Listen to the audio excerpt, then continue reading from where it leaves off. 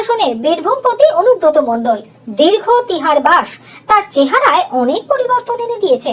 পাশাপাশি একজন আর্থিক কেলেঙ্কারির অন্যতম অভিযুক্ত হওয়া সত্ত্বেও তার জুটেছে ওয়াই ক্যাটাগরি নিরাপত্তা। ফলে এদিন যখন দীর্ঘদিন বাদে তিনি তার দলীয় কার্যালয়ে আসেন, দেখা যায় তার সাথে রয়েছে AK-47 রাইফেলধারী সশস্ত্র রক্ষীদেরও। তার আগমন উপলক্ষে ইতিমধ্যেই তুমুল উৎসাহ বীরভূমের তৃণমূল কর্মীদের মধ্যে। আনন্দ গোপন করেননি রাজ্যের মুখ্যমন্ত্রী থেকে শুরু করে অন্যান্য মন্ত্রীরাও। কিন্তু এত সবের পরেও সাংবাদিকদের কার্যত হতাশ করলেন অনুব্রত মণ্ডল স্বয়ং।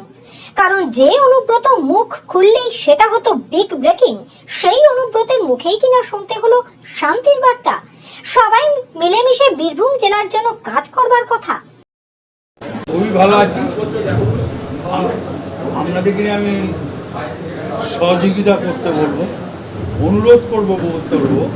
আমার মুখ্যমন্ত্রী এখানে এসেছিল, ধন্যবাদ জানাই। সব ধরনের মানুষ সাহায্য করুন, বন্যার ক্ষেত্রে, সারদার পুজোর ক্ষেত্রে। অভিষেক ব্যানার্জি এই বার্তা গোটা পশ্চিমবাংলার মানুষ, সবাই গোটা বীরভূম জেলার মানুষ, যে যেখানে আছে, MLA, লিডার, সভাধিপতি, সবাই একসঙ্গে মিলে কাজ করে আর মানুষের পাশে থাকবে। আগামী দিনে কর্মসূচি কি হবে আপনার? কর্মসূচি কি থাকছে? এখন তো এই বর্ষা, পুজোটা যাক, কালী পুজোর পর, দিওয়ালির পর ব্লকে ব্লকে যাবো, মিটিং করবো সব। কালী পুজোর পর থেকে সক্রিয়। আপনাকে আবার আগের মতন দেখা যাবে, আগের মতন কাজ করতে? আমি যেমন বললাম, সবাই মিলে করবো। আমরা আগের মিলে কেন করবো না?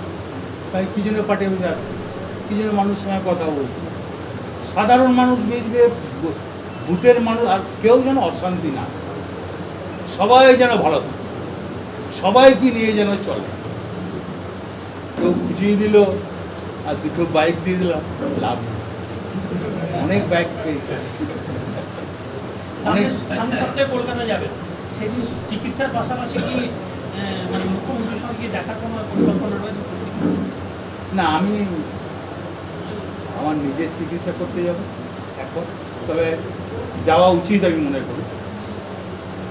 মেয়ে আমার সন্তান, তাকে 16 মাস জেল কাটানো হয়েছে। নেতা নেত্রী তো নয়, সাধারণ বাড়ি। যাক, ঈশ্বর, আমি এমন কিছু অন্যায় করেছিলাম ঈশ্বরের কাছে, তার পাপ শাস্তি পেয়েছি। সবাই মিলে একসঙ্গে চলে, কেউ ভেদাভেদ করো না। মুখ্যমন্ত্রীর নির্দেশ, অভিষেকের নির্দেশ, সবাই মিলে শান্তি বজায় রাখো। বীরভূম জেলা, ওয়েস্ট বেঙ্গল, যে যেখানে আছে সবাই। সুপ্রিম কোর্ট বলছে আপনার বিরুদ্ধে সেইভাবে প্রমাণই নেই। আমি ওসব, দেখুন, আইনকে সম্মান করি, আইনকে আমি ভালোবাসি। ওই ব্যাপারে রাজনৈতিক চক্রান্ত করবেন? আমি আইনকে ভালোবাসি, আমি বিতর্কে যাব।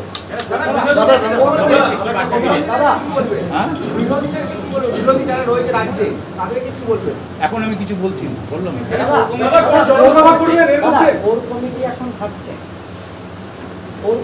সবাই মিলে চলবো, তার মানে কি? কথা হয়েছে, কি বার্তা দিয়েছেন আপনি? 5 জন ছিল, ঠিক আছে। আমাকে সবাই না, পুজোর আগে কিছু হবে না, কালী পুজোর পর। এখন এই লক্ষ্মী পুজো বন্ধ, বৃষ্টি, মানুষ খানাকুল ভাসছে, দাদা বসে বলো, দাদা বসে বলো। খানাকুল ভাসছে, লাভপুর ভাসছে, কিন্নার ভাসছে, সাধারণ মানুষ। শারদিয়ার সবাইকে শুভেচ্ছা। মা শারদিয়া যেন সবাইকে নিয়ে চলে, বন্যা বন্ধ করুন। কৃষিতে কত ক্ষতি হয়েছে বলো তো, কৃষিতে কত ক্ষতি হয়েছে দাদা? 2 বছর পর আবার ফিরলেন, কৃষিতে কত ক্ষতি হয়েছে। সবাইকে ভালোবাসছি, সবাই থাকবে, সবাই আসবে, সবাই একসঙ্গে চলবে। মুখ্যমন্ত্রী অভিষেকের নির্দেশ।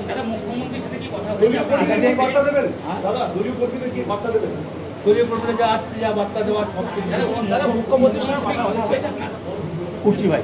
কেউ ঠেলাঠেলি করবে না, আমি অনুরোধ করছি।